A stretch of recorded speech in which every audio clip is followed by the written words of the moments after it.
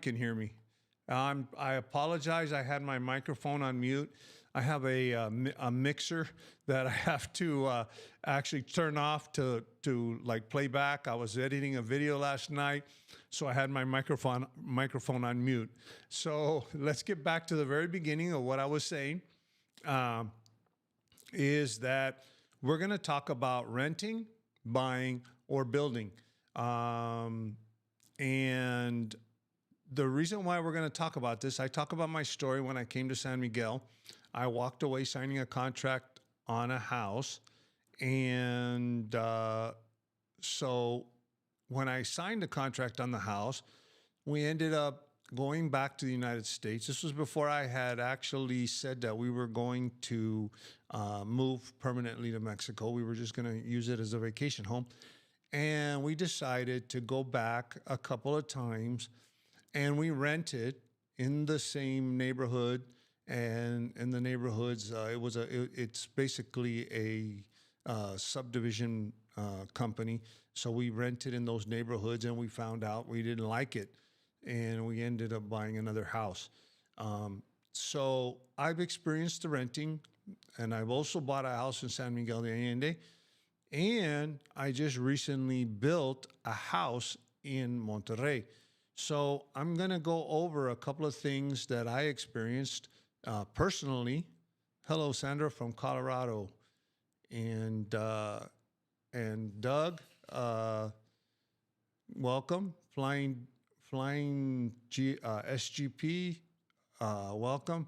So basically, there's several options if you want to come and move to Mexico. There's renting, and there's buying, and there's also building. So what I want to do is go over some of the options and maybe give you a better idea of what you might want to do, because a lot of people come here and say, I want to buy a house right away. But then maybe like you end up like me, where you find out the house that you bought in the first place wasn't the house that you want to live in. So what we're going to do is we're going to go over what would probably be the best things for you to do. I'm going to go over my personal experience in renting, in buying, and also in building. And I'm also going to give you some tips, especially when it comes to renting and buying and building. First of all, let's go over renting. Renting is something that I think everybody should try to do before they come and buy a house here in Mexico, unless you really fall in love with the house. Unless you really fall in love with the house, I suggest that you rent a place wherever you plan to live, for several reasons. The first reason is, let's say you had this dream of going and coming to Mexico, and you want to live on the beach, and then you find out that, well, the beach really wasn't for me. It was too hot. It was too humid. I thought, since I came from a cold climate, that a warmer climate would be better. Those types of things, you might find out the city that you want to live in may not be the city for you. So if you rent, it's a great thing to do, because you're not tied down to a house or a condo or an apartment. So as a matter of fact, Gringos R Us are actually traveling all around Mexico, and they're trying to find where they want to actually end up. So they're staying in each place for a month, and they're trying to rack up the positives and the negatives of each place, and then they're going to find where they want to go.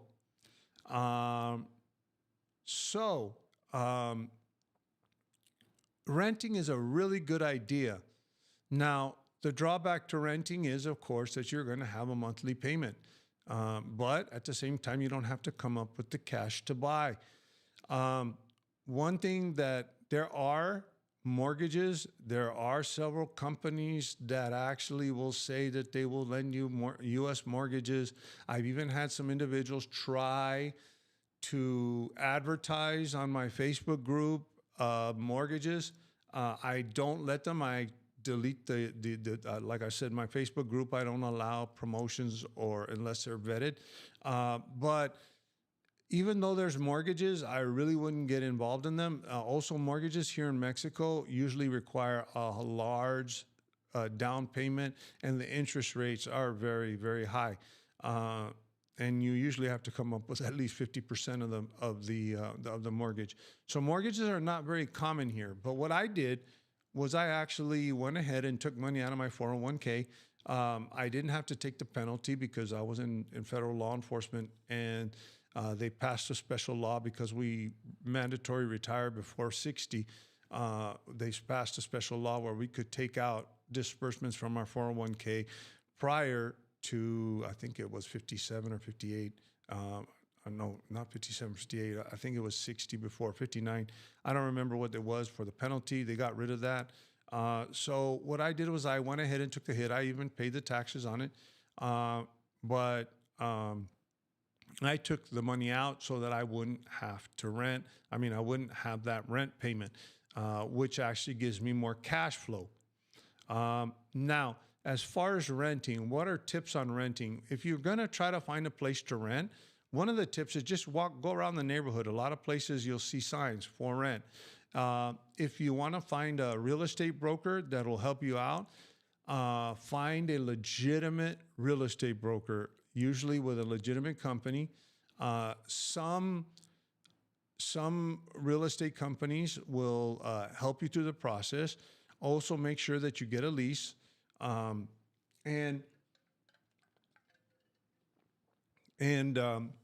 make sure you do everything on the up and up. A lot of times here in Mexico, sometimes it's kind of like, let's do things under, 15 flying SGP. It was 59 and a half or 60.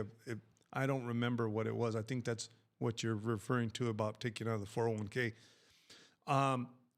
But when you're talking about renting, you actually get rid of that rent payment, which gives you more cash flow. But the thing with renting is you have to be careful, because a lot of times people want to do things under the table. If you go through a good realtor, they'll make sure that the property's vetted or the landlord is vetted.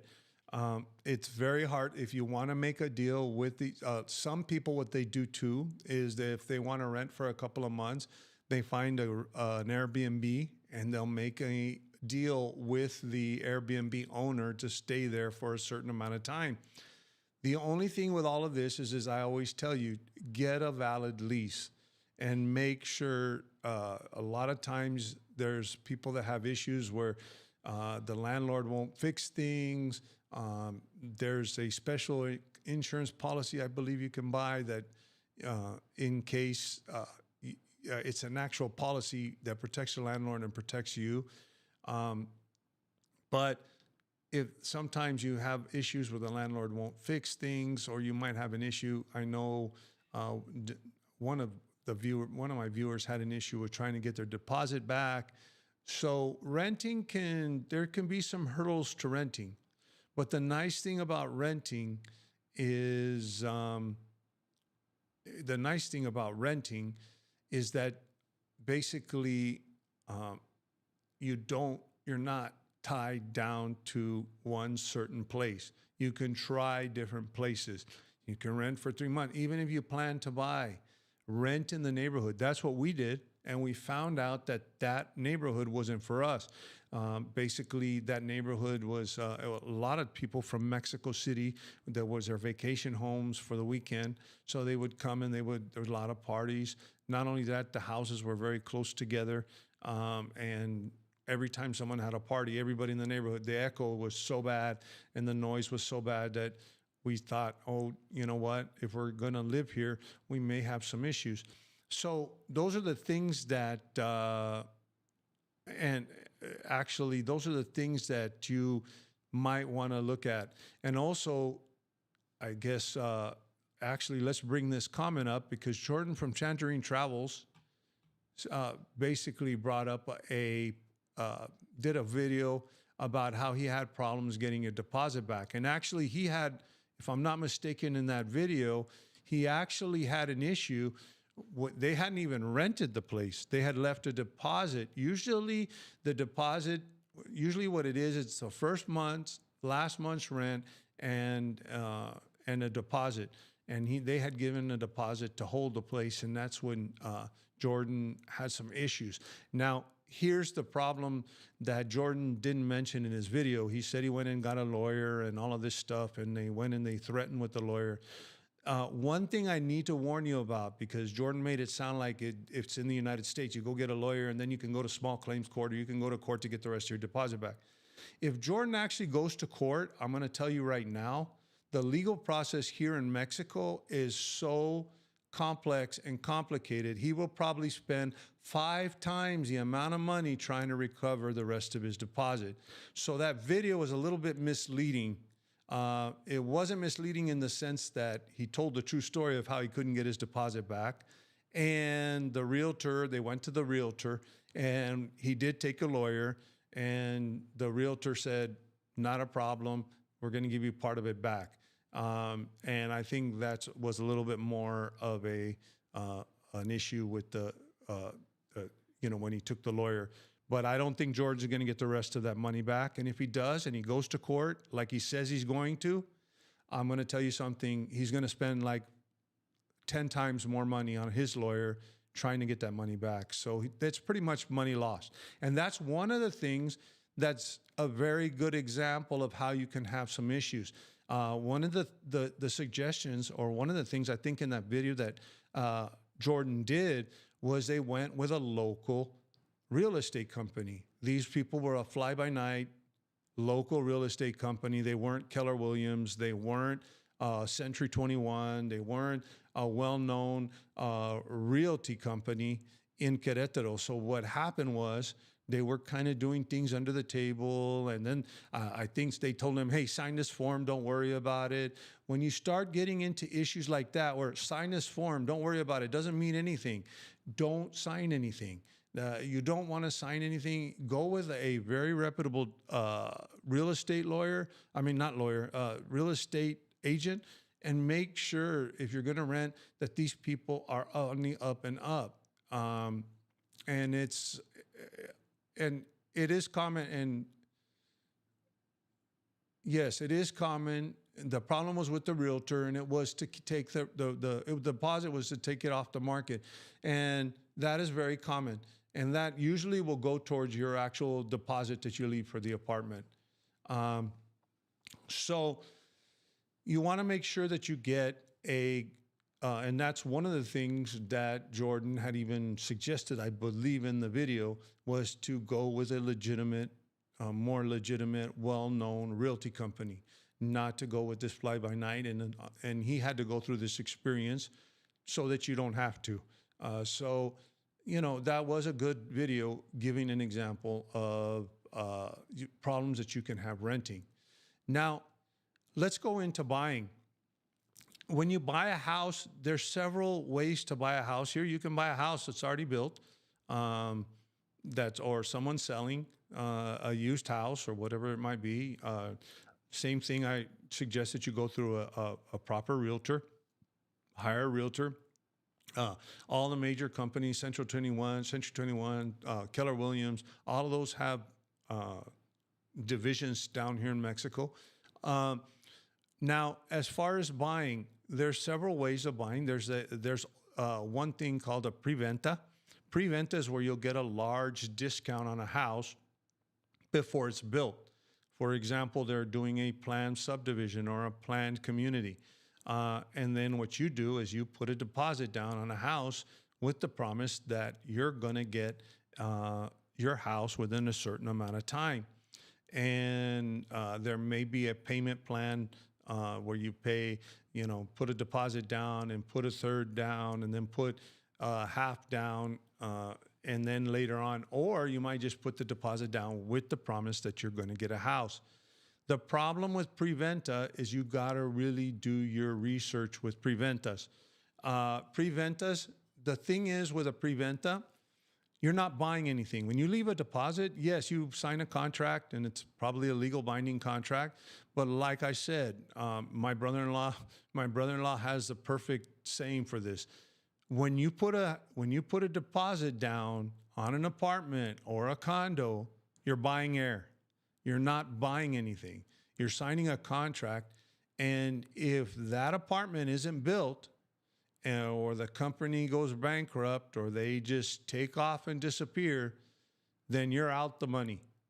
And one of the things that I think that you need to be aware of when you do this preventa is you need to look into the company that's selling the properties, because a lot of times for example, the apartment, I'm gonna give an example here in Monterrey. The apartment building there's an apartment building here that's half built. My sister-in-law went and put a deposit down thinking, oh, great, I'm gonna go buy this apartment and I'm gonna get a great price. The concrete structure is up, but that's about it. And later on, we find out that I guess it's in a well-to-do community with a lot of people with a lot of pull. They went and they complained, and this particular company didn't have their permits all together. And the actual building has been like that for the last 3 years. They're still selling apartments, but there's no guarantee that these apartments will ever be built or ever be, if they'll ever be built, there's no guarantee. And actually, when my sister-in-law asked, okay, can I get my money back? It was such a large penalty to get your deposit back.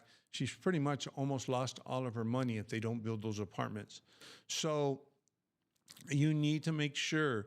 The other thing with preventa, one of the things that you can do with a preventa, and especially, for example, in this apartment complex that my sister-in-law had bought into, is what you need to do is, and it takes a little bit of legwork, and if you have a good realtor, they can do the legwork too, but you go to your local office that takes care of all the building permits. Whichever city that you're in, there's an office that takes care of all the permits. When someone wants to build, like, for example, where I just built, I didn't get it, but my builder did, got all the permits from the city, okay?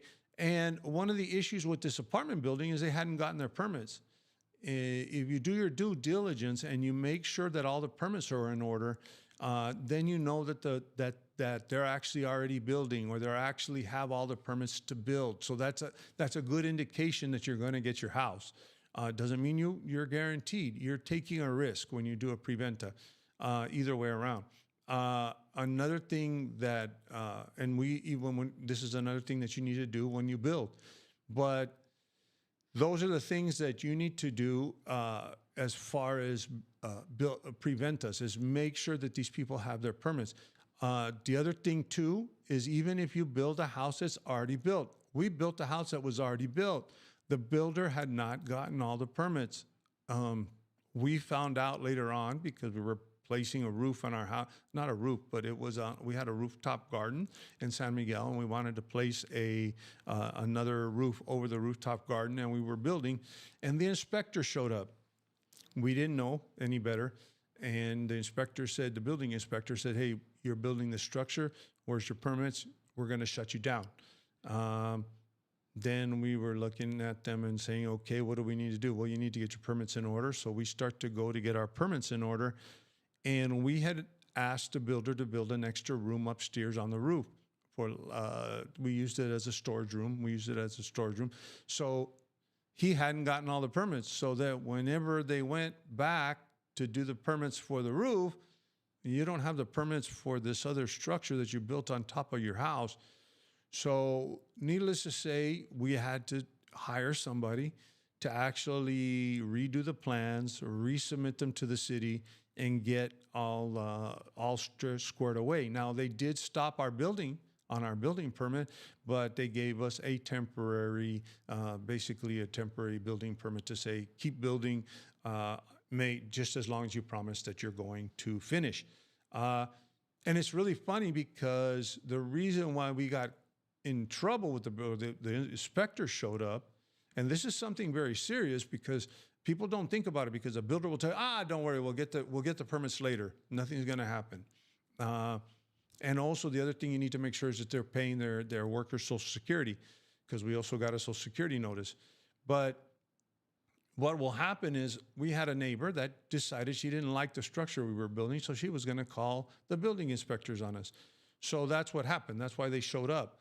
Well, the building inspectors were on top of our roof looking down into her house, or his house, his or her house, and they were building a jacuzzi. So the building inspector went and knocked on the door. The same people that called the building inspector on us says, "Oh, we noticed you were building a jacuzzi." And, "Oh, yeah, we are, but we're not building a structure." Yes, but still, you have to put in water, drainage, all of that stuff. You need to get permits. So they shut their construction down. And so those are the things you need to make sure. The other thing too, and this should be done when you buy your house, is you go in front of a notario. The notario will make sure that all of the paperwork has been done, but not all the time are all those things checked. Make sure the permits were checked. Make sure the Social Security got paid or was being paid to the workers. We got a notice on our front door one day. The only thing that we were lucky is that saying that we didn't pay Social Security to the workers that built our house, but it was the builder's responsibility. We passed it back to the builder. But not knowing any better, if we would have shown up in court, where they asked us to show up in court, we would have been responsible for paying the Social Security for all of the workers. So make sure you get all of those things squared away when you buy. And make sure if you have a very competent real estate broker, I know that it may cost you a little bit of money, and you have a really good, competent real estate broker. We didn't. We did everything on our own, and we found out. Those are the things that a real estate broker will look at. Those are the things that you need to ask the real estate broker. And especially, like I was saying, get a reputable real estate broker that has a track record. Don't just trust anybody. The other thing about buying is there might be certain restrictions. One of the restrictions is when, especially with beachfront property, you might have to get what they call a fideicomiso, which is a land trust. Non-Mexican citizens cannot own beachfront property, but the way you get around it is you put the property in trust. And there's a lot of problems in the Riviera Maya area of people selling land that they just tell them not a problem. They give them a fake deed or whatever, and the next thing they know, they're getting kicked out of their land, or they're getting kicked out of their house because they're not a Mexican citizen and they have rights to the land. Another thing that's very common for a lot of subdivisions that are coming up, especially on the outskirts of town. What happens is there's certain types of property called ejido property. These are owned by the government, and they're given out to communities, to poor people. They're kind of owned by the government, and then they're kind of leased. It's a weird thing, but they're kind of leased, or they're sold to the local people in the local community, but only the family can own it, and they can only pass it down to their family. And these lands are specially protected. And a lot of times those lands are agricultural lands where what happens is they give these lands to the local families, and turn the local families, they also give them seeds to what do you call it, farm the land. They give them subsidies for cattle sometimes, depending on what part of Mexico. So what happens sometimes is these ejido lands, they convert them into, it's kind of like zoning. If anybody wants to know kind of what the equivalent is just think of this land, ejido land, as zoned for public use. And then all of a sudden they want to turn it into a private property, but there's a whole process that they go through with the government.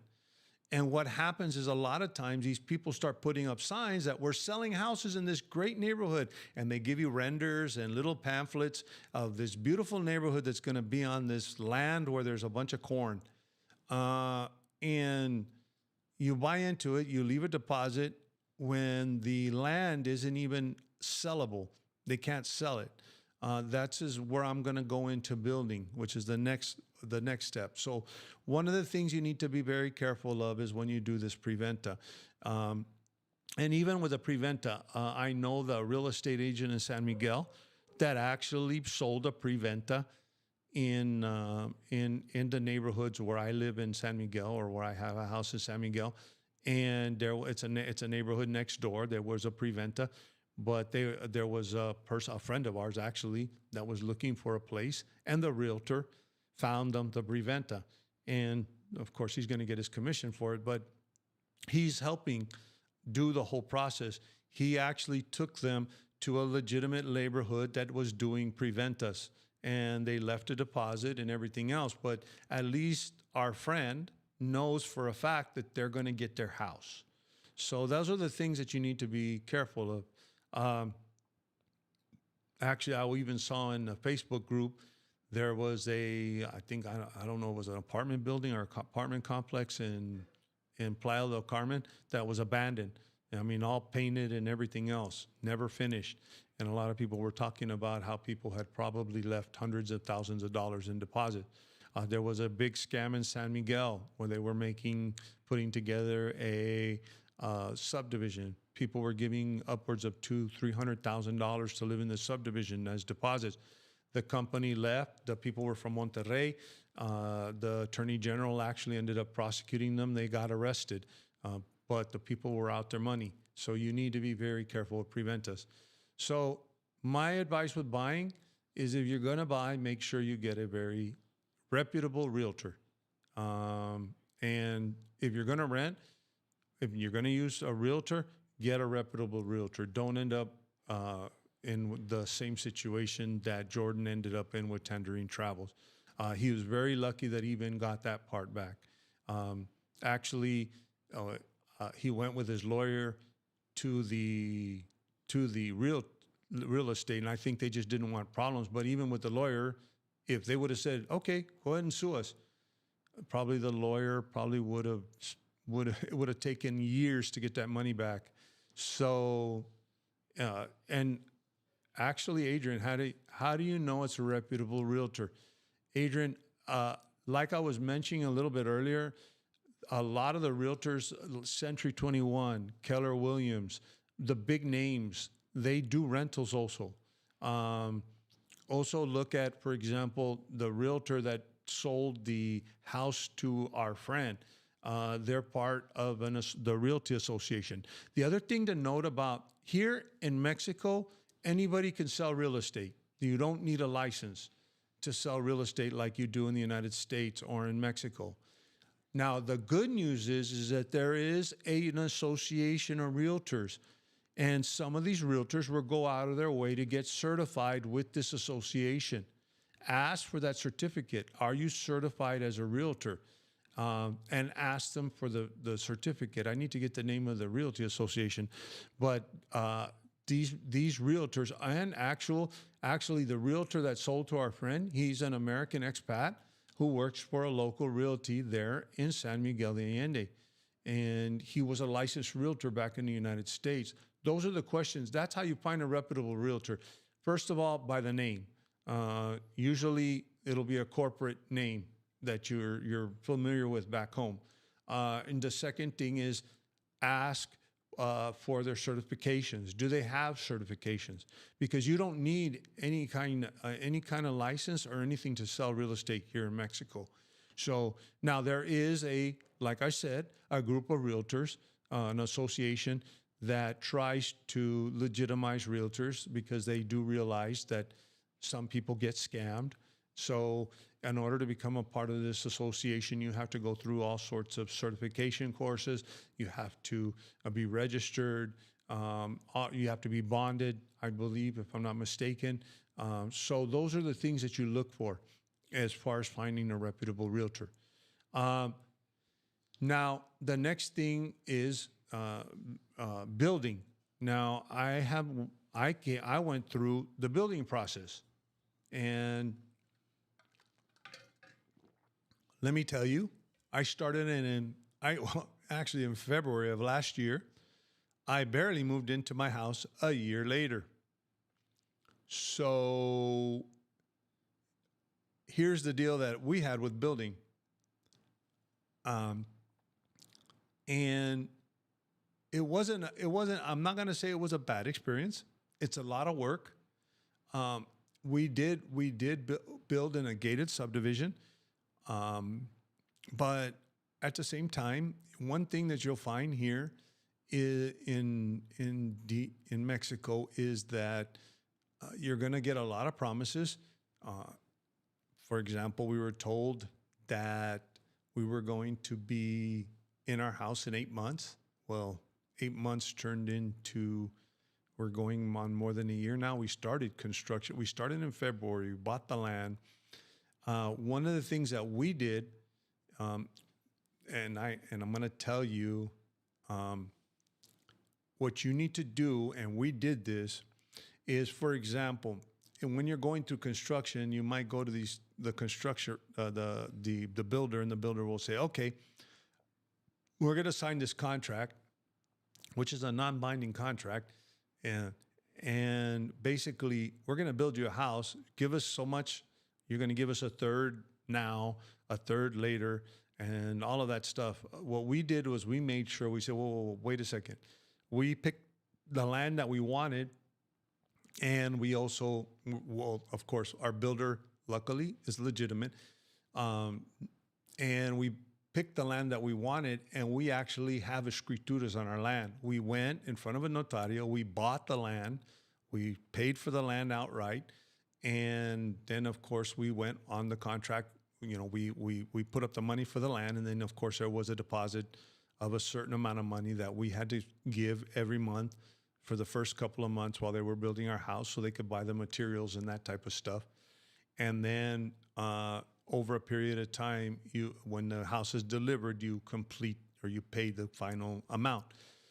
Now, the problem is that a lot of times you'll have these builders say, just give me a bunch of money, and you have nothing. You're buying air, just like my brother-in-law says, you're buying air. If you don't buy a title, or if you the escrituras, which is also equivalent to what we know as a title, if you don't have escrituras on that land, basically the thing that we guaranteed by buying the land and getting our escrituras is we own this piece of property. If the builder walks off tomorrow, if the builder disappears, we own the piece of. If the house is halfway done,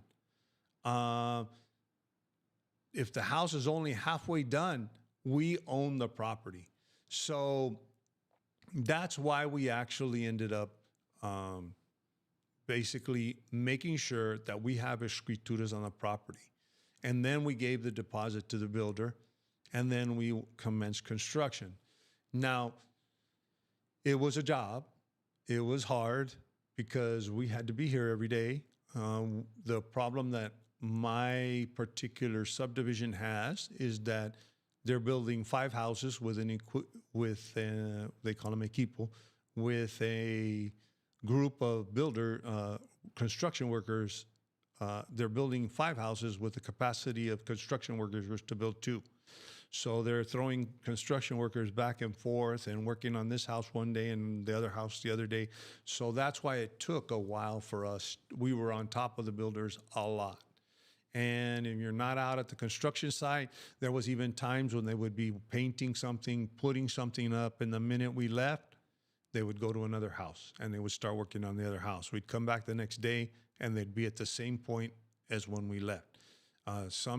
Towards the end, before we moved in, we were pretty much here every day for 7 to 8 hours a day.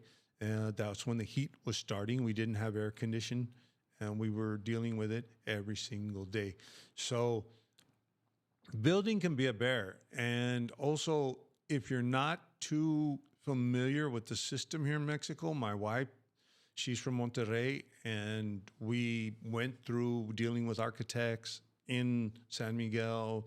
We went through construction workers in San Miguel. The other thing we made sure before we went, we made sure that the builder showed us all the permits.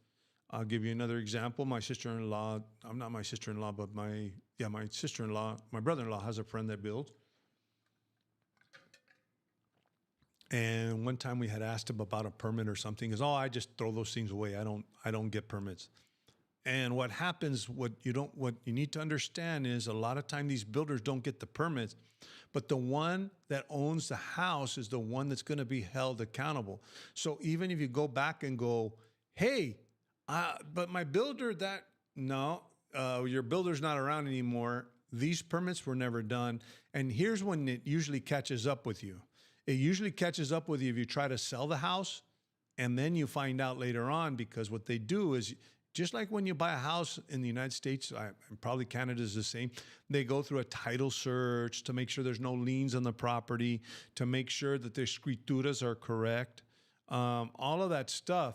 And then they find out, wait a second, this house never got building permits. And then the next thing, you're gonna have to square away the building permits before you can actually clear the house for sale.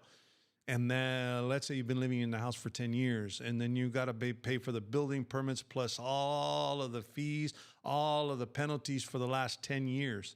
So make sure from the beginning, and that's the other thing too, we made sure that as a matter of fact, for our particular house, they're paying Social Security to the workers. And we made sure we have paperwork where they're paying the Social Security. Actually, we had to actually pay the Social Security. We actually gave a certain amount of money to cover the Social Security for the workers that were going to be working on our house. So those are the things. When I talk about Social Security, it's not like Social Security in the United States. Social Security here is it's paid by the employer. It's not a tax on the worker. It's paid by the employer. And that is what ensures certain social services to workers here in Mexico. For example, public health care. They get access to public health care. There's different benefits that they get. So it's kind of the actual worker doesn't pay. The employer is the one that pays the Social Security for the worker. And that's, like I said, that's what gives them benefits to, for example, public health care and other things like that. So make sure you have just like on the preventa, there's an office where you can go in this town that handles all the building permits. We made sure all the building permits were in order. And, one of the things that you need to understand about the legal system here in Mexico is it's a very complex. I think earlier, I talked about Jordan, where he said he got a lawyer and he might go to court, and he's going to take him to court and he's going to sue him. The thing about the legal system here in Mexico is you need to understand that the legal system is very complex. And to settle out something with a piece of property or a deposit or a lawsuit, in the United States, it's funny because in the United States, a lawsuit can take 5, 6, 7, 8, 9, 10 years. I've seen lawsuits that have gone through generations here in Mexico. In other words, the actual lawsuit originated with a grandfather or a great-grandfather, and the grandkids are actually still dealing with the lawsuit. I can give you a story of a person here in Monterrey that hired a builder and didn't like the way the builder was building the house, decided to fire the builder. The builder says, I have a contract, and he hired another builder. Builder says, I have a contract, I'm suing you for the rest of the money. And this has been 6 years later. They can't do anything with the house. They can't build anymore onto the house. All construction has stopped for 6 years, and they're still in law. And he spent so much money on lawyers on this lawsuit, that he spent more money than he would have spent on the house. So you need to understand, when you talk about legal procedures here in Mexico, you need to be very careful. You can't just rely on the legal system that I'm going to get my money back or I can sue these people.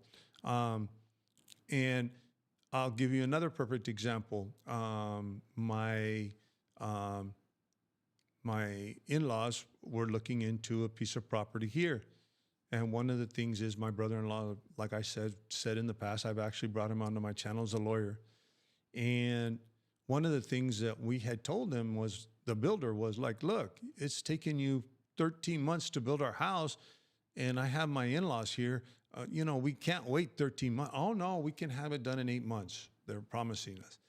And we said, well, I don't think so. Well, my brother-in-law got involved, and he's talking to the builder, and he tells the builder says, well, what we can do is we can put in the contract that if we don't build the house in 8 months, that we will pay penalties for every month that we don't have the house completed.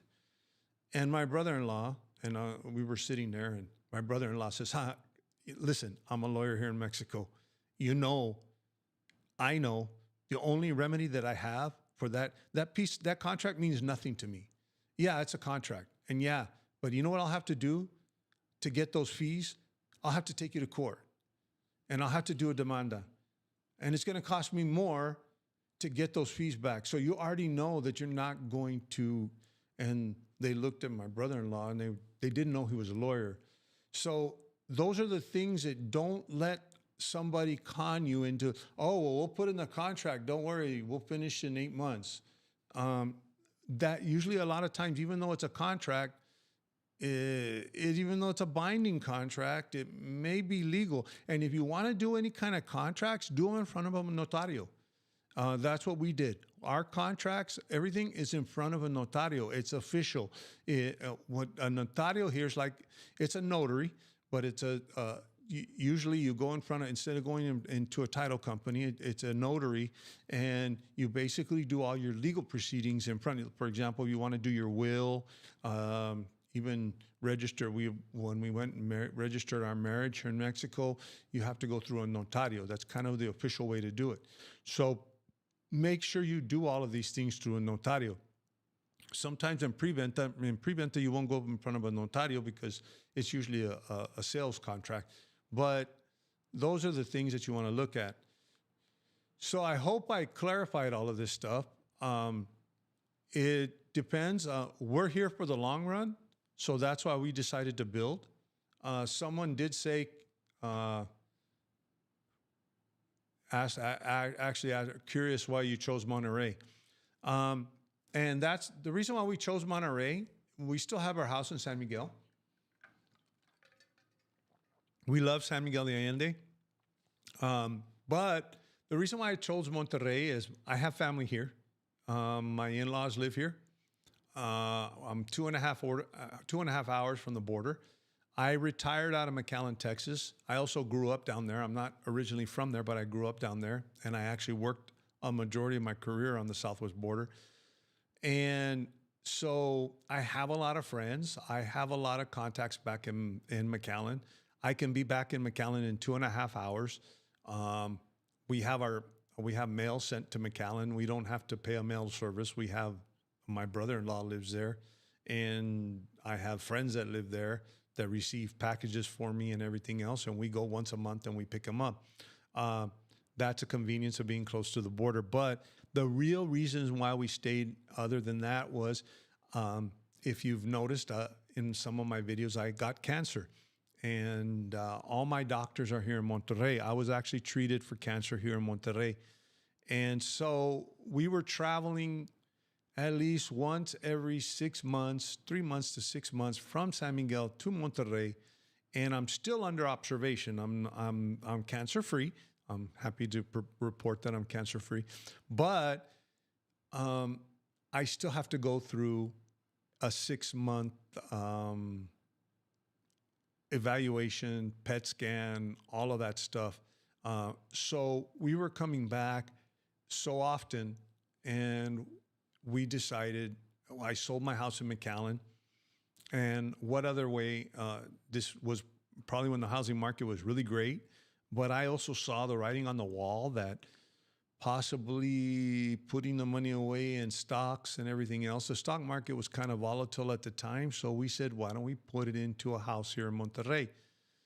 And that way we can, and we also, the other thing too, is one of the things in San Miguel, our house is three stories in San Miguel, 3 floors. It's got a room downstairs and 3 rooms upstairs, and then it's got a rooftop garden, and we have an extra room there. But the problem was that climbing up and down stairs, when you're getting older, we started saying, wait a second, is this going to be functional for later on in life? And that's one of the other reasons why you might want to rent. So you can see most of the houses here are 2 stories, 3 stories. There's not a lot of, your property space is not a lot.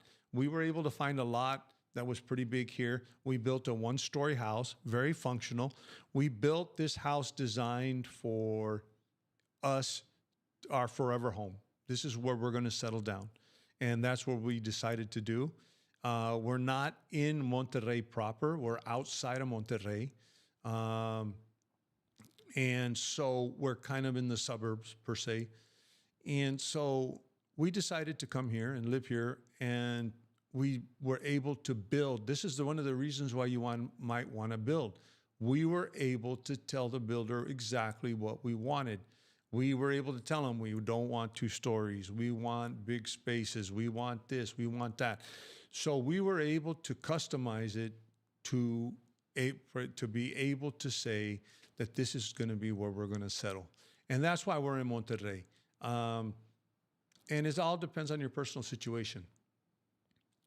And Ian Spencer, AMP, yes, that is, I believe that's what it's called. Asociación, I forgot, AMPI, yes.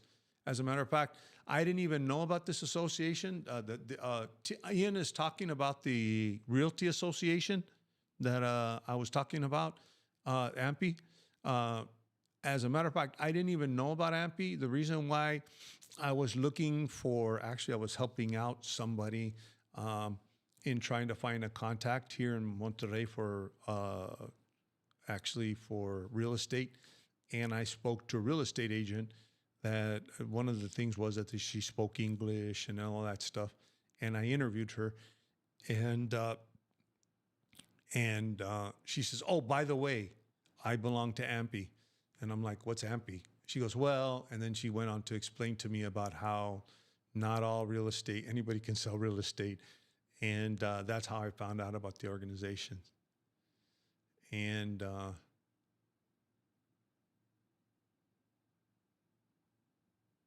Mexico Adventure loaned my concuño money to build a garage. He didn't get the permits because builder said he did.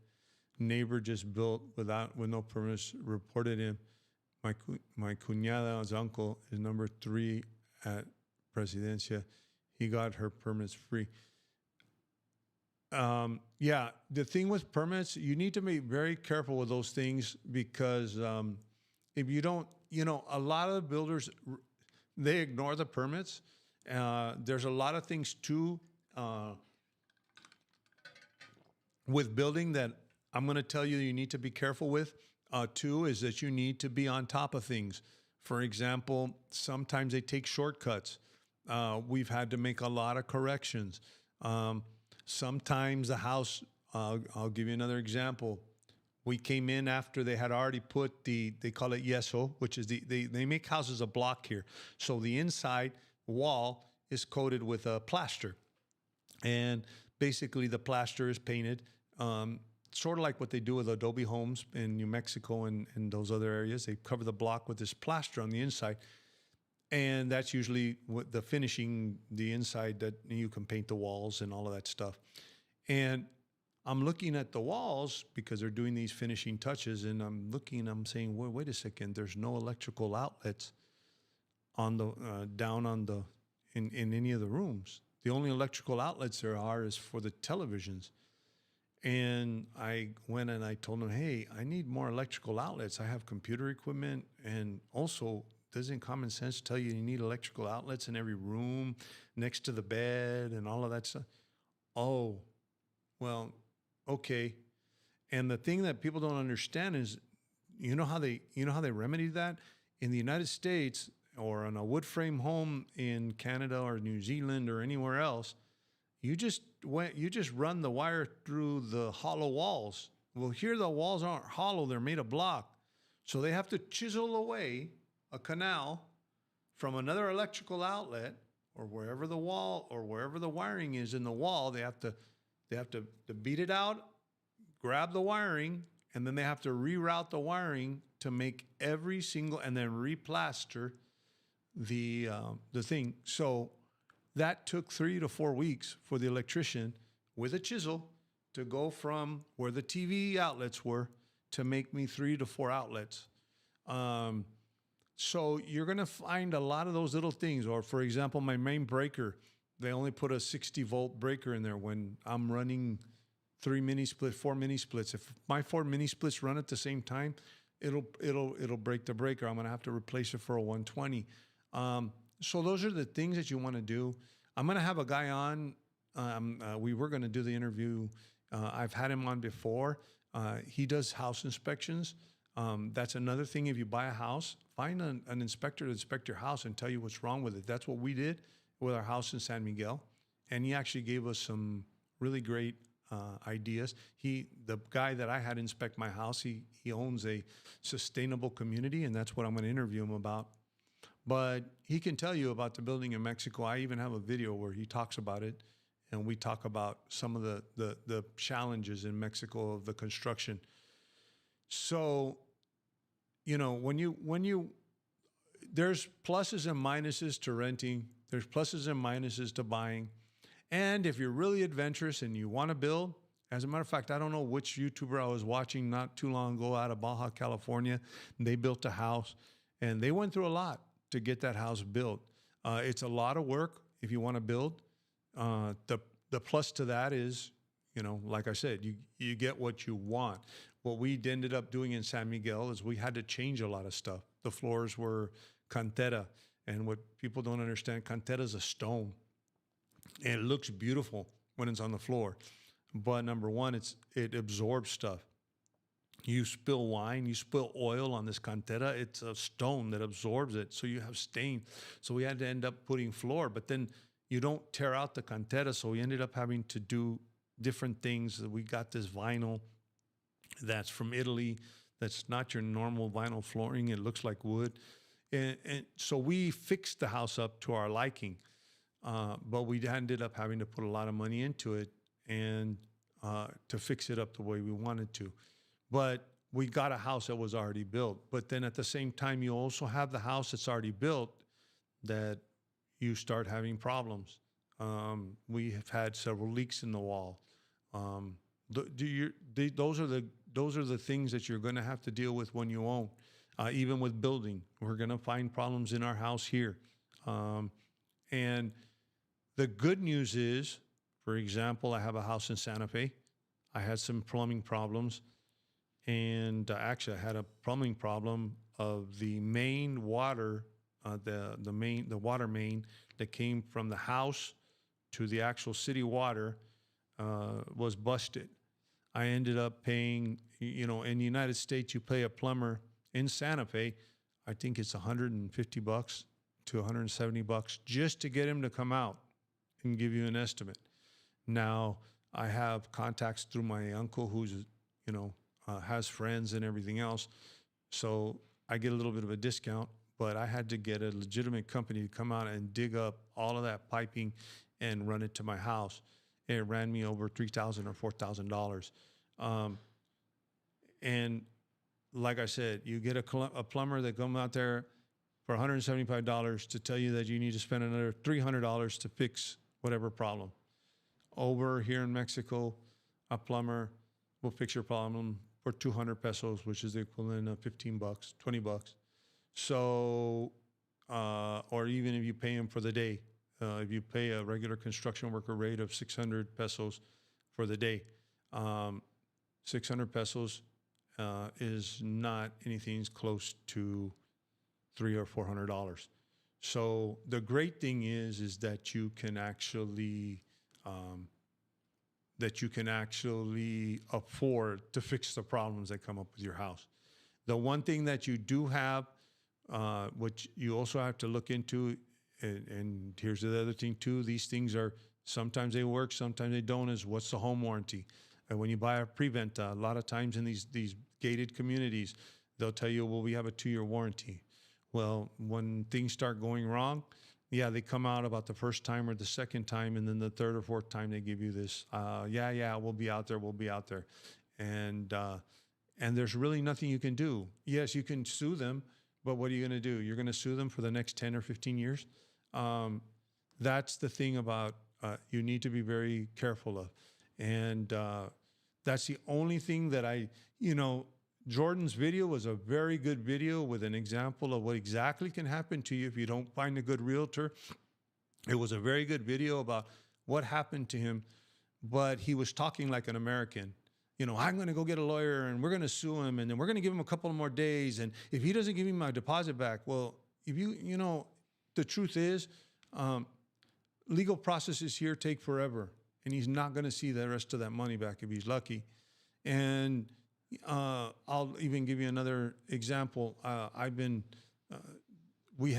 an issue with my internet company, so I called them up and I started yelling at them, and they actually called their lawyers, and their lawyer called me and says, "You know what?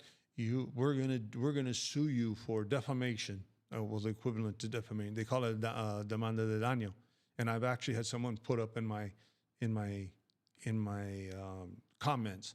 Oh, you got to be careful because if you say something bad about something, they can do a demanda de daño. And I said, okay, go ahead and sue me. And here's my lawyer's phone number, which was my brother-in-law. Give him a call. And basically 99% of the time, these demanda de daño, they're threats. Why? Because if they want to sue you and take you to court for ruining their reputation, it's going to cost them money. And it's going to cost them a lot of money, because if they have to sit there for the next 10 years because you said something ugly about them, it's not worth their time. And it's not worth most lawyers' time. So you need to be very careful with the legal system here in Mexico. I know that even Jose Arteaga makes a comment that laws here in Mexico are suggestions. And it's kind of true, but it's also at the same time, you need to be very careful because I always make the joke, yeah, laws are suggestions, but when the government decides, like for example, the laws are suggestions, don't worry about, just like the builder, don't worry about the permits. No one's gonna say nothing, nobody's gonna do nothing. But then when they find out you don't have permits and you have to fix it, and you have to go through the bureaucracy of fixing it, it's no longer a suggestion. And I'm going to tell you that the government bureaucracy here is when I always make a comment that a lot of times the rules are really lax, but whenever the government decides to apply the rules are 10 times worse. And they will apply the rule to the letter of the law if they want to. And they'll make up rules, even more so. They'll make up rules on top of the rules that already exist. And a lot of times you even have to know the rules, because if you don't know the rules, they're going to make up rules. So Mexican bureaucracy can be very, very mean and very, very tough. At the same time, there's a lot of shortcuts. Yep, that's right. Some laws are suggestions. Yep, get your permit, just a suggestion. Don't worry, do business without a business permit? What's the worst that can happen to you? They'll make you get a business permit. Yeah, but when you have to get that business permit and you have to pay the fines, and you've been in business for 5 or 6 years and you haven't had that permit for 5 or 6 years, you're going to pay the fines plus interest. So those are the things that you need to make sure you're aware of. And you know what? Getting a building permit is nothing. It's a small amount of money, and it's just to make sure your stuff is in order. And the reason why most builders don't want to get it, it's not that because it costs money. It's not because and actually we paid for the permits when we built our house. So the builder's not paying for it. So you're sitting there thinking, well, then why does he not want to get a permit? Well, the reason why he doesn't want to get a permit is because he doesn't want to go through the bureaucracy. And sometimes the permit can take several weeks to get approved and everything else. I'll give you a perfect example too. Even to get our electricity installed here, they had to actually the CFE has certain requirements. Of course, this is building. This is on a brand new house that's built. They had to send pictures. They had to go to the CFE 3 or 4 times. So it took 4 weeks to get electricity hooked up in our house here. And it wasn't 4 weeks because CFE takes 4 weeks. It's 4 weeks because my builder didn't want to go down to the CFE every day. It's like, I'll go down to the CFE at the end of the week. I'll hand in this paperwork, and then they'll tell me to give him They'll tell me another set of paperwork that I need to give them, and I'll go next week and I'll give them the second piece of paperwork that they tell me to give them. And then they're going to tell me to give me a third piece of paperwork. And even though they have everything in order, sometimes it'll take 4 weeks. If he would have gone every day, probably he would have had it done in a week. So those are the things that you need to do. Those are the things that you need to consider if you're going to rent or buy or build here in Mexico. Now, one thing about building or buying in Mexico, what I will tell you is that property taxes are dirt cheap. So I have more cash flow. I'm not paying $500, $1,000, $2,000 a month in rent. So I have that $2,000 available. Now, when I lived in Texas, even though I outright owned my home, I was paying close to $8,000 a month in year in property taxes. And it was getting ready because the housing market was so hitting an all-time high, the appraisals were going up.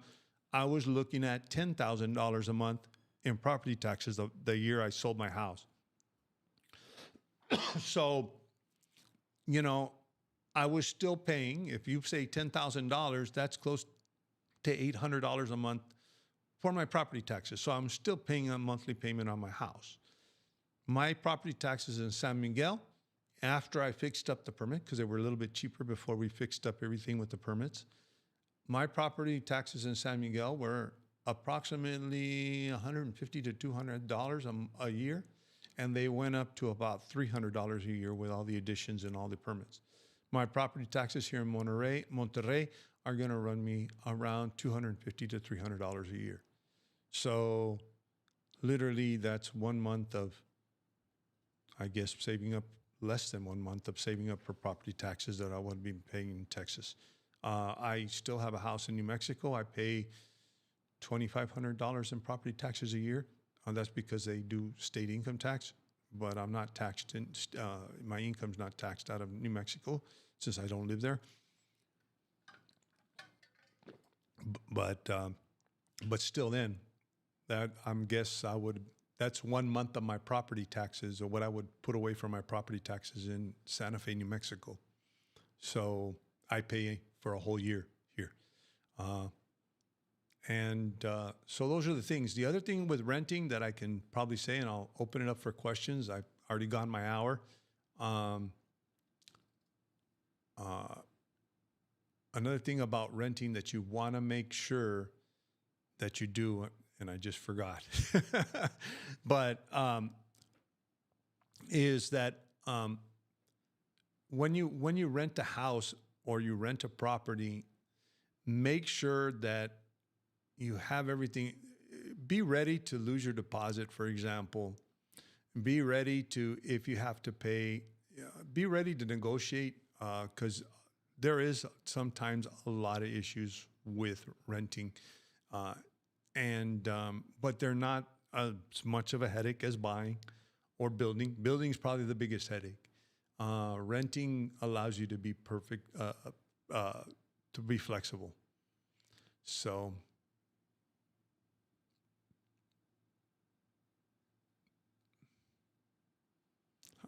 Mexico Adventure, our international lawyer in Monterrey told us not to sue our current landlord for breach of contract. Lawyers or Christians said, only pray. God will move for you.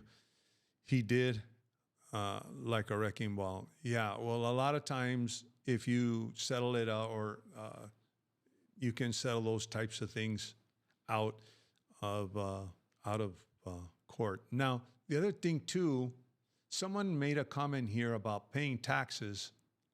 I'm going to go back here. Let me see here.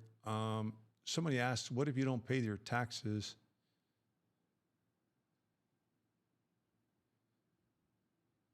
Okay, Claudia Morel, what are the rules on not paying a 30% tax on Mexican property when selling? First of all, Claudia, I don't know if you're still here. I hope you're still here. I wasn't able to get into, I usually do the questions at the very end. Now, first of all, if you're a permanent or a temporary resident and you sell property here in Mexico, there's a certain tax break that you get. The other thing is that the 30% will be paid at the time of closing, and that'll be taken care of through the notario. So there's no way that you can get out of not paying it. Basically, what'll happen is when you sell your house, all the fees for even the lawyers, not the lawyer's fee, the realtor's fees will be paid, and the actual notario makes sure that whatever's deducted or whatever money was deposited, that the realtor gets their cut. It's sort of like when a title company does a title search and makes sure that the title's free and clear, and you pay your property taxes at time of signing of the house. So not the property, but the income taxes. And you'll even pay the realtor's EVA. So because the realtor gets taxed on the money that he makes, they call it EVA. So the 30% will be added on to whatever profit you're going to get back. It'll actually be deducted, and the notario will take care of figuring out how much you owe based on your legal situation. So really, there's no way of running away of not paying your 30%. You're going to pay your 30%. Now, if you're a resident and you have an RFC, you have to have an RFC. As a matter of fact, I think Kuru Paul said that's the only reason why he got an RFC at the time. Now you have to supposedly get an RFC to do any business here. But at the time, he got his RFC because he sold his condo and he got the tax break. But you have to have a tax ID number and be identified. I guess your situation, your fiscal situation has to be that you're a resident without any financial responsibility, so you don't have to technically pay taxes. Now, and you get a tax break on having, and I don't know if the tax break is the full 30%, you don't have to pay it, or if it's a portion that you pay a lower percentage because you're only a resident here and you're not an actual citizen. I need to look up on that, and maybe I'll do a video on that, on property taxes and that type of thing, and what is paid. But one of the things that you'll also find that when you go to buy a house, it's already pre-built. They'll usually say, hey, why don't you send, and sometimes the notario will let you do this, is let's say you, on the paperwork, it's going to say you bought the house they'll do an evaluation of the house. Usually the evaluation will come out lower. They'll put that evaluation, and that's what you'll pay the taxes on. So it depends. All of that's handled through the notario. If you're selling, you're going to have to go in front of a notario.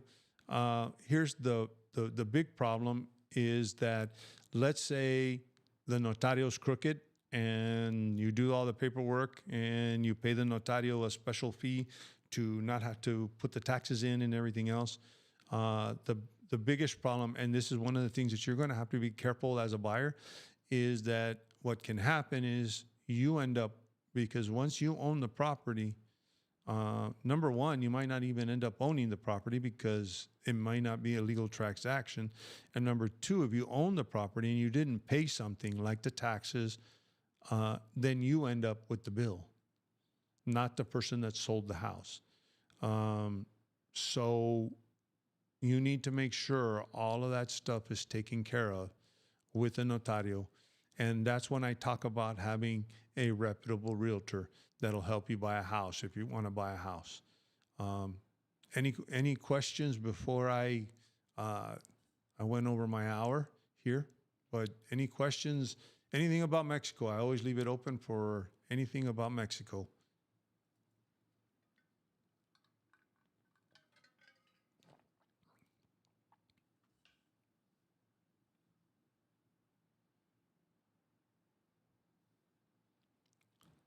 Wilfredo, take a couple of comments. We put a deposit in Ciudad Madera, but now I don't know if I want to put up with all the hazard on the construction.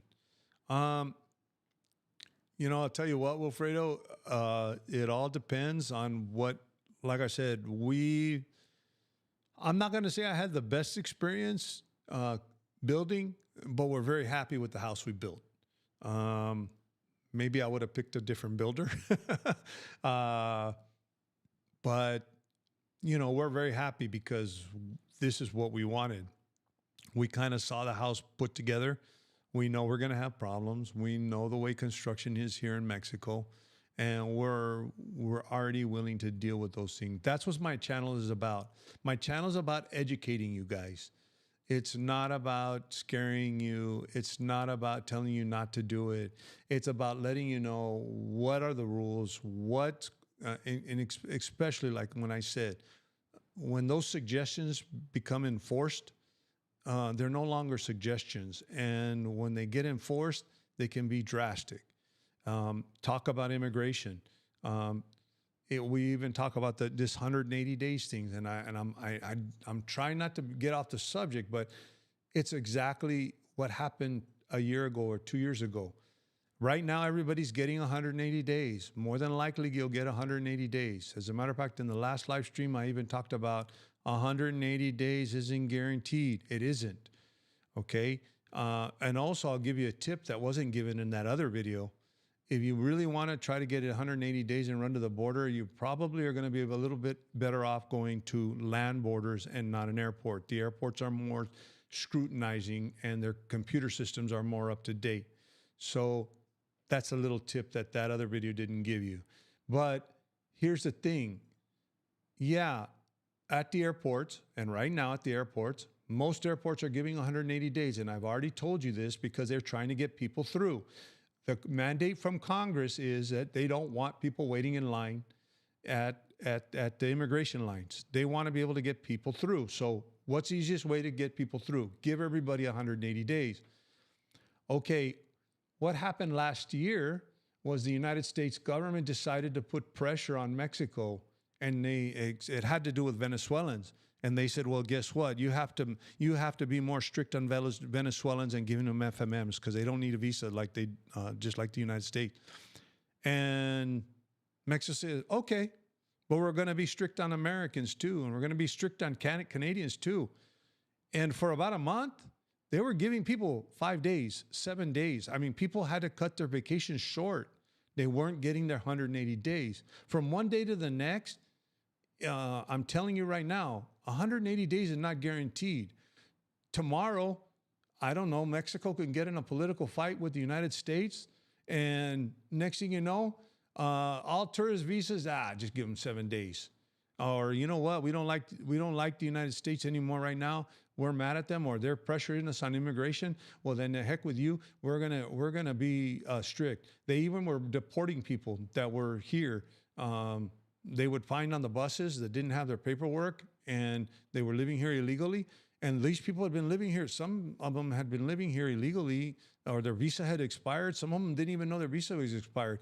There was a whole detention center in Cancun where they were actually holding people while they were in the process of returning them back home. There were people being detained up to 3 months, up to 6 months. As much as people want to tell you that it's fake news, this is what happened.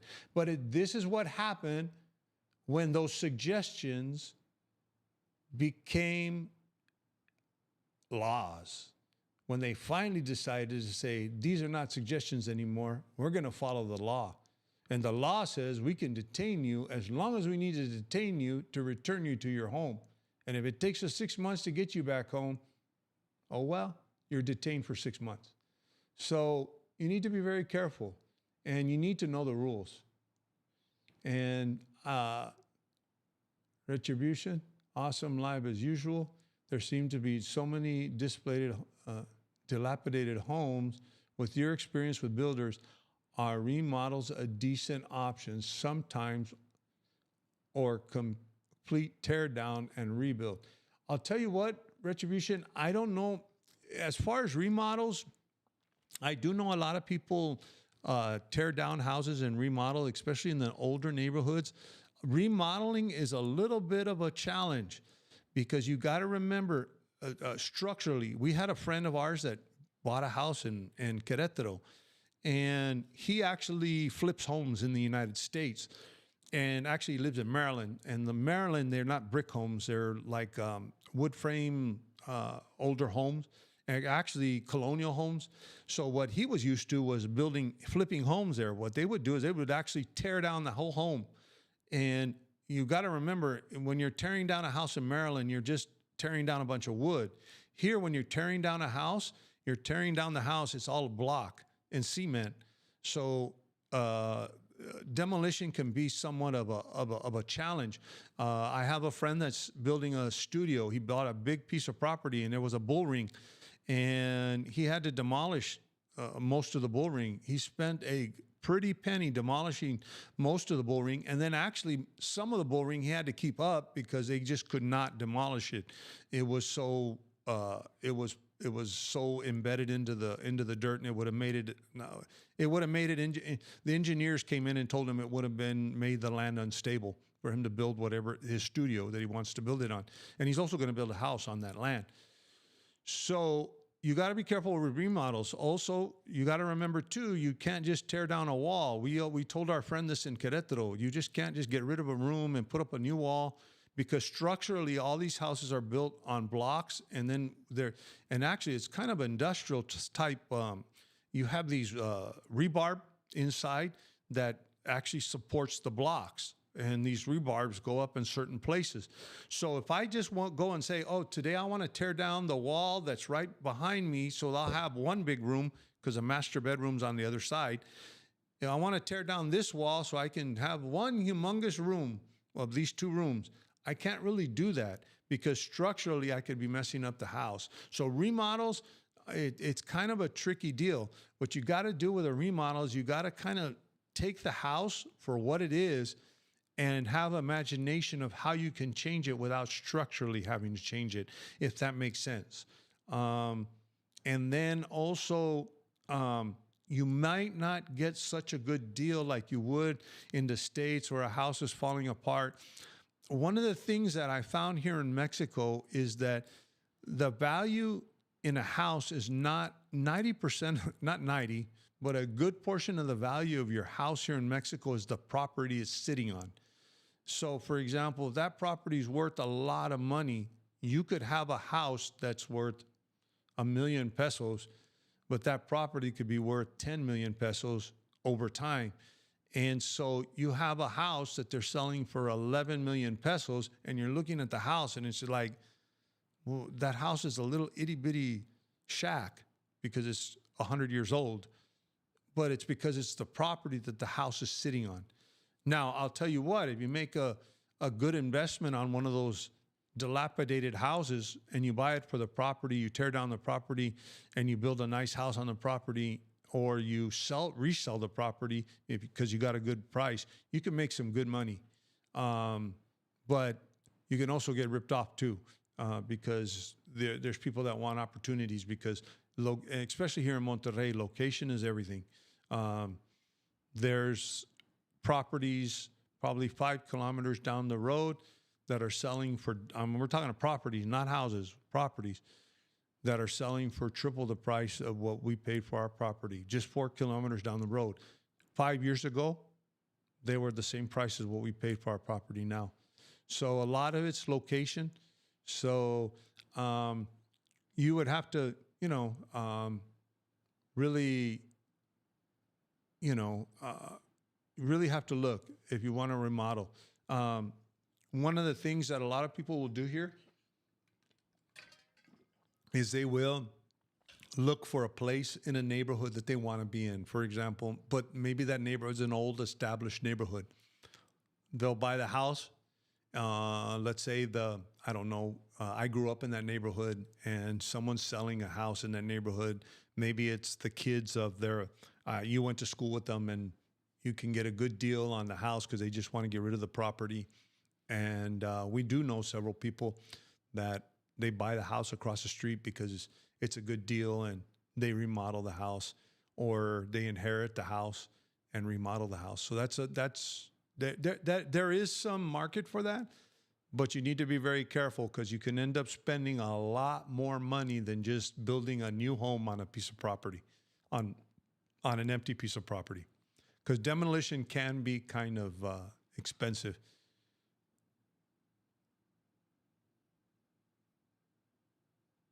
And Nerduno, I did it in Mexico some time ago, and she told me it was cheaper to build a house and purchase one already made. I'll tell you what, Uno, I will tell you that it was cheaper for us to build than purchase a house in some of the areas we were looking at.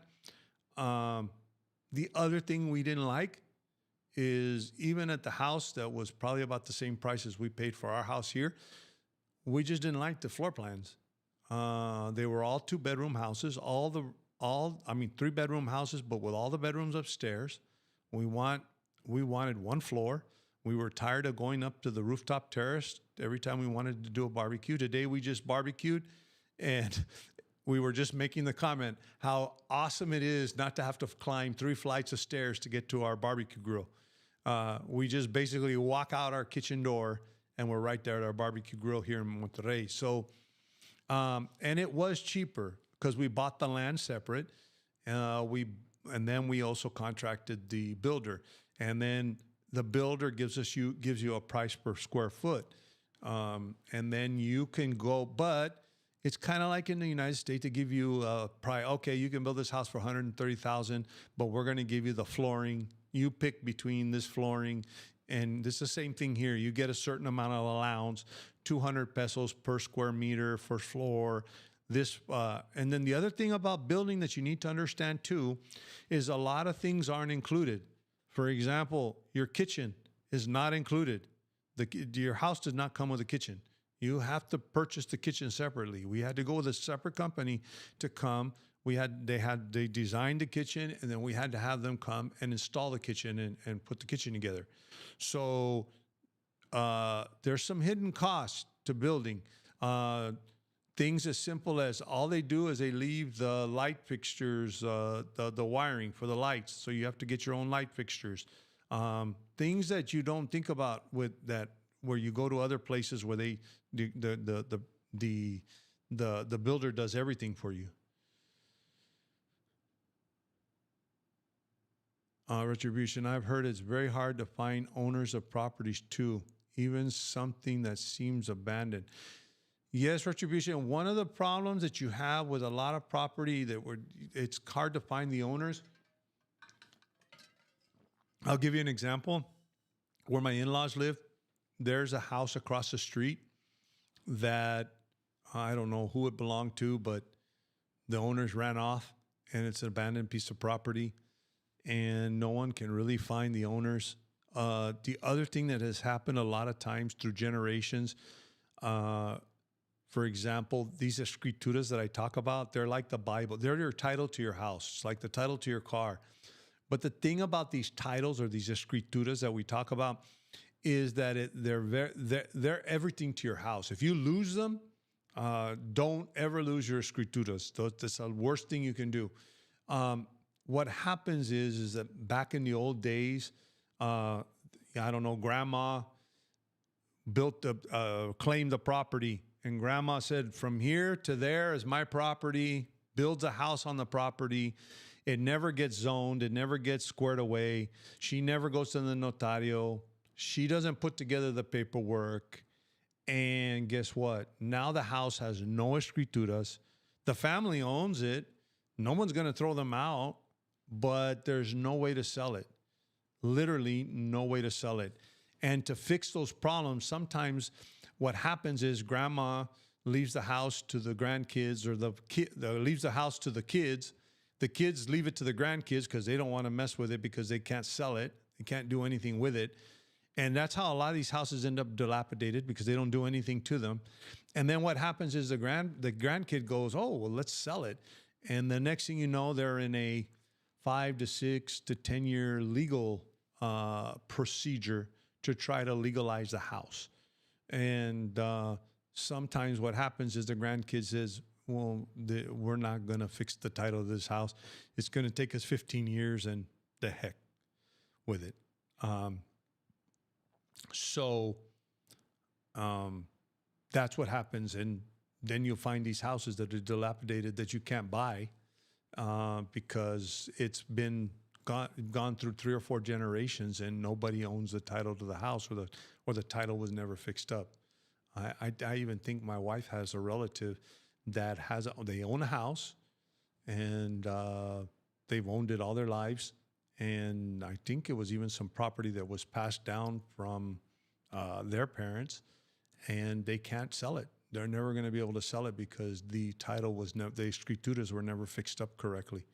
So the kids will probably end up inheriting it, and what'll happen to it after that, nobody knows.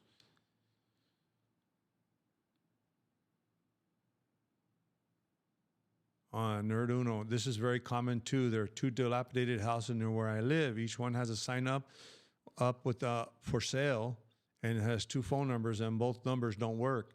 Probably one of the reasons why was, like I was telling you, maybe they inherited the house, they put it up for sale, and then come to find out that, hey, guess what? Your escrituras aren't fixed up. Actually, does adverse possession exist like in the U.S.? No, I don't believe it does. I don't know, Uno, if it does. But yeah, the thing with taking possession of a property like that is that you'll never legally have the paperwork.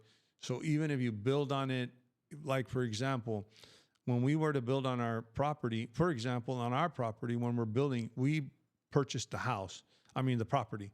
So the property, we have the escrituras to the property.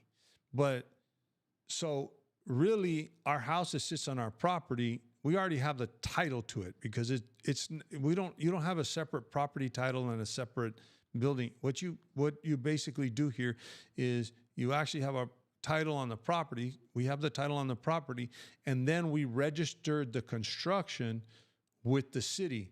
Okay, this is where the permits and all of that stuff is important, because at one time it's listed as a property, and then later on, when I believe, I don't know how many, 70% built, then they have to register it as with the structures and everything else for property tax reasons.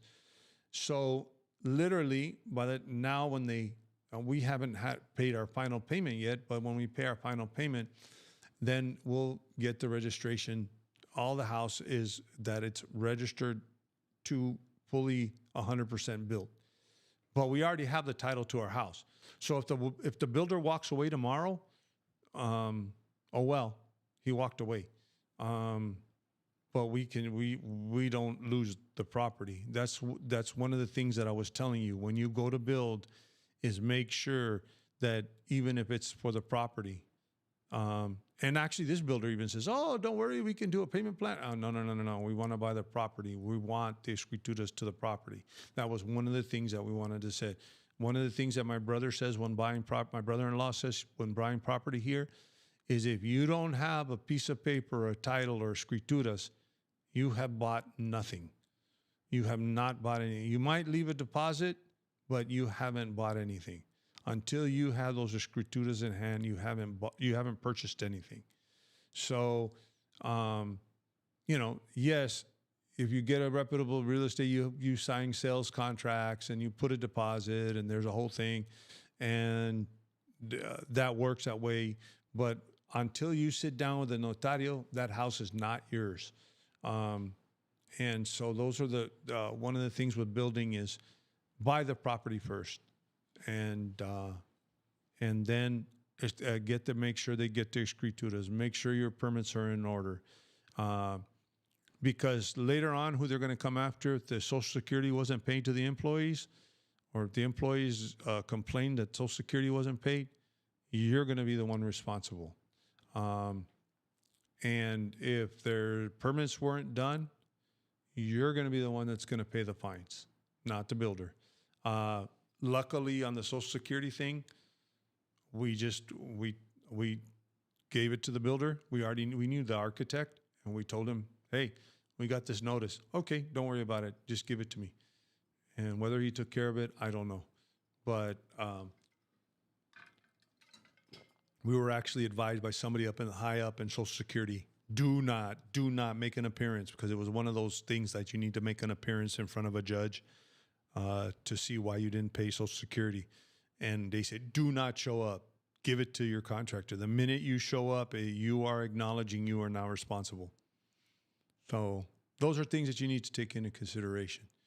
And like I said, I'm only here to tell you the rules. I have a video coming out, and I know it's going to be a little bit controversial, and people are going to say, no, but you can do this and you can get around it by that. And yeah, I know you can, but I'm just telling you the rules. And if you get your benefits suspended because you just decided you were going to do something to get around the rules, just be willing to pay the price. That's all I'm saying. Or have a second plan. That's all I'm saying. I've gone over 30 minutes. Thanks a million for your time. And I look forward to the next live stream. If you have any suggestions, like I said, hit me up on Facebook or email me at info. The email address, it's an inbox only. I don't reply to it. It's got an autoresponder for the Zoom calls, but info, I-N-F-O, at retiredlifeinmexiconobull.com. I'll put a link to that email address if you have any ideas. If you have any ideas for a video, if you have a question, email me. And maybe I can put it into a video. I just did one good suggestion that I'm still working on my Facebook group. I said, hey, give me suggestions. And someone says, you know what? A lot of these suggestions are for young people. What about doing a video on what older people, I might actually do the live stream on this. What older people, what kind of hurdles older people might have moving here. And there are hurdles. So if you have any suggestions, let me know. I'm here for you. I don't make any money off of this. Like I've already told everybody, I'm here for you. I'm here for whatever you want to see.